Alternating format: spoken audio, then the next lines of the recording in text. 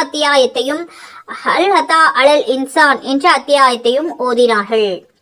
இப்னு Abbas ரலியல்லாஹு அன்ஹு அவர்கள் அறிவித்தார்கள், சாத் அத்தியாயம் ஓதப்படும் பொழுது சஜ்தா கட்டாயமில்லை. ஆனால் முஹம்மது நபி ஸல்லல்லாஹு அலைஹி வஸல்லம் அவர்கள் அந்த ஆயத்தை ஓதும் பொழுது சஜ்தா செய்ததை நான் பார்த்திருக்கின்றேன்.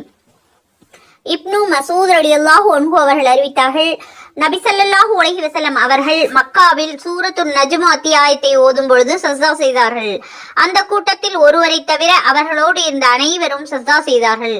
அந்த ஒருவர் சிறிய கற்களையோ மண்ணையோ எடுத்து நெற்றிக்கு வைத்துக்கொண்டு இவ்வாறு சஜ்தா செய்வது எனக்கு போதும் என்று இறை மறுப்பாளனாக கொல்லப்பட்டதை அவர்களை நான் பார்த்தேன்.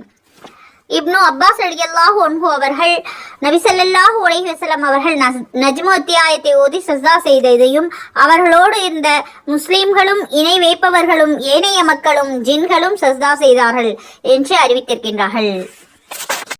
அபு சலமா ரலியல்லாஹு அன்ஹு அவர்கள் அறிவித்தார்கள், அபு ஹுரைரா ரலியல்லாஹு அன்ஹு அவர்கள் இதஸ் ஸமாஉன் ஷக்கத் அத்தியாயத்தை ஓதி சஜ்தா செய்தார்கள்.